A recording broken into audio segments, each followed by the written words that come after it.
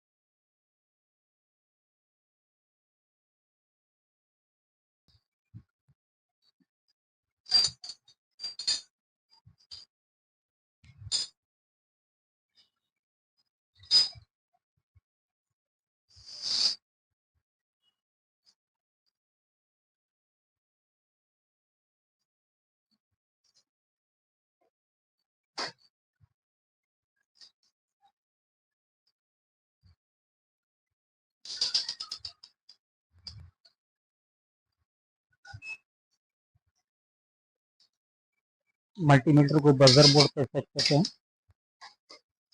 Input section तो ठीक ही रहता है, फिर भी स्टेप बाय स्टेप तो जांचना पड़ेगा ही। तो स्विच चेक कर देते हैं, स्विच तो ओके है।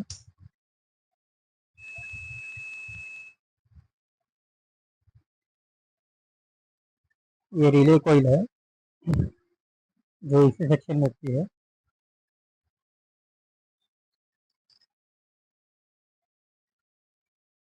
ब्रिज रेक्टिफायर को रीडिंग 500 या 500 DT या 400 490 के करीब आना चाहिए। अगर 480 से कम आता है तो उसकी वजह से भी दिक्कत हो जाती है आउटपुट में।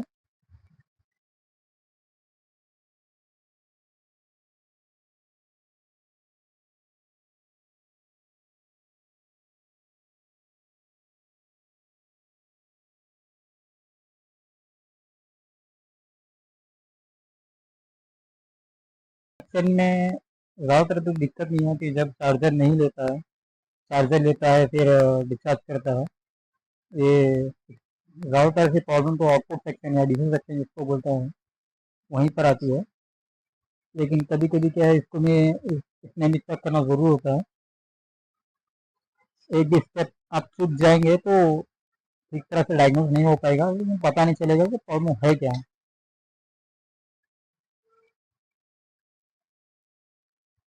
ये डीसी सेक्शन है, ये एन चैनल के मॉस्फेट हैं, इसको फॉरवर्ड और रिवर्स बैच में दोनों तरफ चेक करना पड़ेगा, तीनों टर्मिनल पे।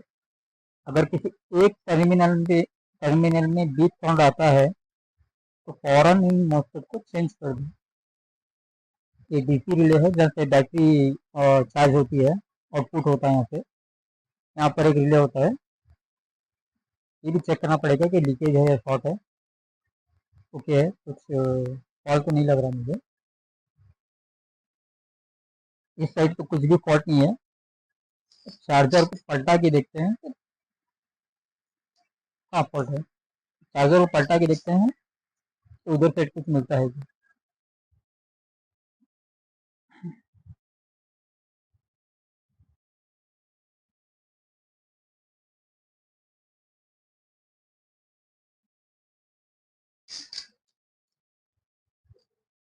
जब इस तरह के चार्जर आप ओपन करते हो फर्स्ट टाइम, तो ध्यान से ओपन करना, क्योंकि ज़्यादातर इसके वायर एकदम शॉर्ट, एकदम नज़दीक नज़दीक पे जॉइन किया होता है।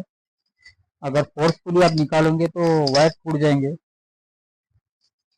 फिर मुश्किल हो जाएगा कि ये कौन सा वायर किधर जाता है। आसानी से थोड़ा थोड़ा सा करके निकालेंगे, फिर इतना कि हमें डायग्नोस कर सके।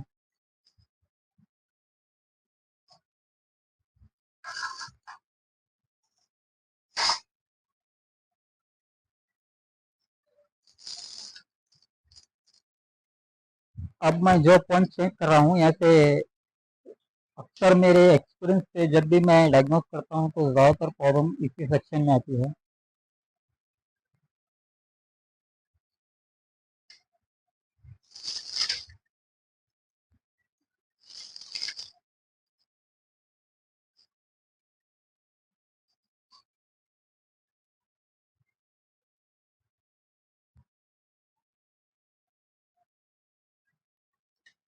यहाँ पर सेंसिंग रजिस्टर होता है, उसके साथ में कैपेसिटर होता है, इनको भी चेक करना जरूर होता है, क्योंकि ज़्यादातर केस में क्या है, यहीं पर शॉर्टिंग मिल जाती है, या फिर आईसी बर्न हो जाती है, स्विचिंग आईसी जिसको बोलते हैं। रीडिंग तो ओके दिखा रहा है, मुझे कुछ फॉल्ट तो नहीं लग रहा है। कैपेसिटर एक बार चेक कर लेते हैं।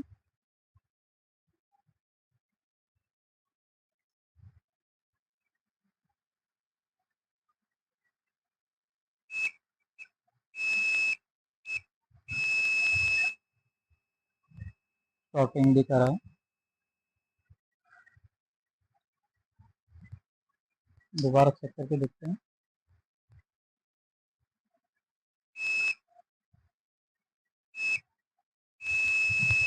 शॉर्टिंग एक तरफ वो साइड में चेक कर देते हैं, दोनों रजिस्टर, दोनों कैपेसिटर क्या है, आपस में जुड़े रहते हैं, जो स्विचिंग मॉस्फेट के साथ जो एन चैनल के मॉस्फेट रहते हैं। जाहिर सी बात है, ये भी शॉर्ट ही निकलेगा।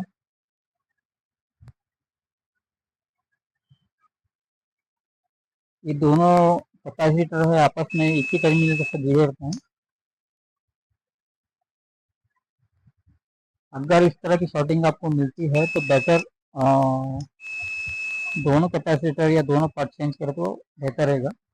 इस केस में क्या है, जब मैं इसको ओपन किया, ध्यान से देखने के बाद पता चला कि मैं जो चेक कर रहा हूँ वहाँ तक थोड़ा सा बंद हो गया है कैपेसिटर।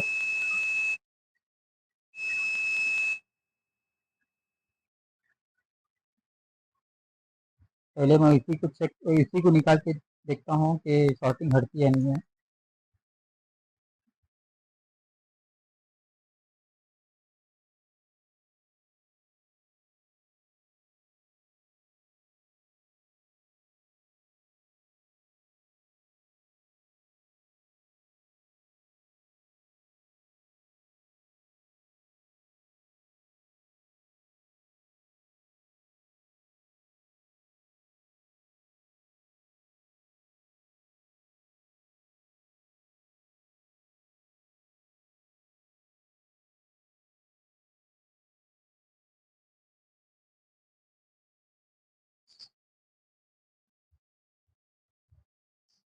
अक्सर होता क्या है, इस तरह के चार्जरों में दिक्कत आती क्या है, जब चार्जर को कंटिन्यू यूज़ करते हैं, लगाते हैं, ज़्यादातर कस्टमर गलती क्या करते हैं कि रात भर चार्जिंग ऑन लगाते हैं, छोड़ देते हैं।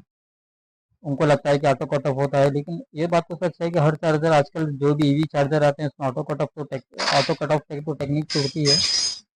तो लेकिन ऑटो कट ऑफ में दिक्कत क्या होती है कि ये सेक्शन कंटिन्यू वर्क पे रहता है।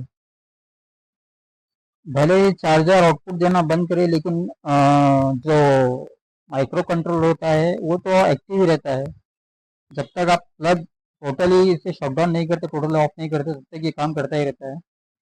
तो लगातार काम करने की वजह से भी इस तरह के डैमेजेस हो जाते हैं, थोड़े बहुत पार्ट्स गर्म होके या फिर ओवर हीट होके जल जाते हैं। तो दिक्कत तो इसी आती है। बेहतर यही है कि अगर कस्टमर कोई वीडियो देख रहा है तो वो 4 या 5 घंटे तो इनफ है बैटरी चार्ज होने के। जैसे चार्ज होता है तो चार्जर को टोटली बंद करके रिमूव कर देना ही बेहतर है, लॉन्ग लाइफ चलना है। तो इसी का ये रीज़न भी मुझे यही लगता है कि दिन रात लगाते हैं चार्जर पे, फिर निकालते नहीं हैं सुबह तक, तो पार्ट्स गर्म होके ऐसा दिक्कत करना शुरू करता है चार्जर। जब भी इस तरह के चार्जर में आप जो भी पार्ट्स निकालते हो, बेहतर है कि सेम वैल्यू का ही लगाना। इसमें प्रॉब्लम क्या होती है कि ये प्रोग्रामेबल डिवाइस होता है। अगर थोड़ा बहुत रीडिंग ज़्यादा कम भी हो गई तो प्रोग्रामिंग का इश्यू भी आ सकता है। भले ही आप कोई सिमिलर पार्ट्स लगाएंगे तो चल जाएगा। मैं भी जब शुरू शुरू में, जब मेरे पास पार्ट्स अवेलेबल नहीं थे, तो सिमिलर पार्ट्स लगा के मैं मतलब चार्जर को उठा के बैठाता था। लेकिन प्रॉब्लम क्या होती थी, थोड़े दिनों के बाद फिर वापस वो चार्जर रिटर्न आता था। रीज़न क्या है कि मिसमैच कभी कभी क्या पार्ट जो है मिसमैच हो जाता या फिर जल्दी से बर्न हो जाता, ठीक से काम नहीं करता था। तो बेहतर है कि सेम वैल्यू या ओरिजिनल ही पार्ट्स लगाएं। के पार्ट्स तो मिलना इम्पॉसिबल है।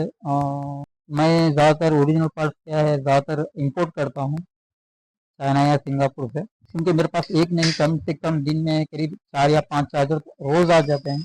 करीब 8 या 9 डिस्ट्रिक्ट से मेरे पास मटेरियल आता है, खास करके ओला का। चार्जर हो, एमसी हो, कंट्रोलर हो, बीएमएस हो।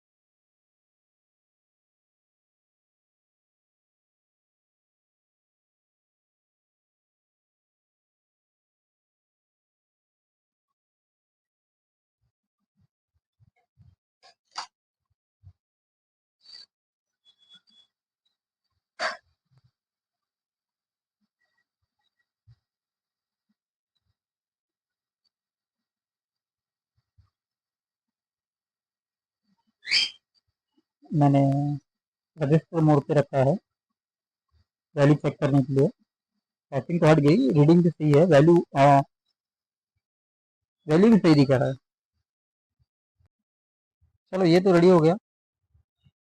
मुझे एक्सपीरियंस इतना हो गया चार्जर में रिपेयरिंग करते करते, अंदाज़ा लग जाता है कि ये ओके हुआ है या नहीं है। क्योंकि तो मुझे हर पार्ट्स की वैल्यू एग्जैक्ट पता है कि कौन सी वैल्यू कितनी आनी चाहिए जब इसको ठीक करते हैं।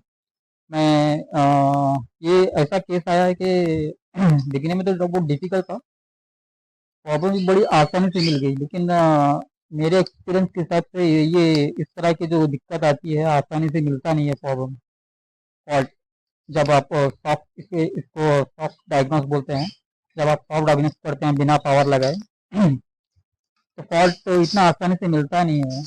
कभी कभी क्या है, मुझे पावर लगा के चेक करना पड़ता है बैटरी को लगा के। तो हर आईसी के पिन से जब मैं चेक करता हूँ तो तब जाके मुझे कुछ मिलता है, या 2 या 3 घंटे लग जाते हैं। ये तो इजी केस था जो लग गया है। अगर आपको भी इस तरह की दिक्कत आ रही है, अगर आप खुद से रिपेयर, अगर आप टेक्नीशियन हैं, अगर खुद से आप रिपेयरिंग करना चाहते हैं, आपको दिक्कत आ रही है तो कमेंट में लिख दो। अगर कमेंट करना अगर मुझे पॉसिबल नहीं हुआ रिप्लाई करना, तो डिस्क्रिप्शन में मैं अपना कॉन्टेक्ट नंबर या लिंक भेज दूंगा। आप वहाँ पे आके मुझे अगर आप प्रॉब्लम बताएंगे तो शायद मैं वहाँ पे आकर रिप्लाई दूंगा आपको। अगर आप सीखना चाहते हैं काम ये इस तरह का चार्जर, आपको मैं सिखा दूंगा। बस आप टच में रहिए, कॉन्टैक्ट कीजिए मुझे। इसमें एक्सपीरियंस तो काफ़ी ज़्यादा हो गया, करीब मैं 300-400 से ज़्यादा चार्जर इस खास करके थर्ड जनरेशन के सक्सेसफुली मैं रिपेयर कर चुका हूँ। मेरे पास इस तरह के केस बहुत आते हैं। अगर दूसरा केस कुछ इंटरेस्टिंग मिला तो मैं आपको दिखाऊंगा कि इसे किस तरह से डायग्नोस करते हैं। जब ये चार्जर मैं इसको लगाऊंगा गाड़ी पे, उसका भी एक वीडियो बना के दिखाऊंगा कि ये चार्जर ओके हुआ या नहीं हुआ। अगर हो गया तो ठीक है, अगर नहीं हुआ तो उसका दूसरा पार्ट मैं ज़रूर बनाऊंगा कि आगे किस तरह के स्टेप लेना पड़ेगा चेक करने के लिए।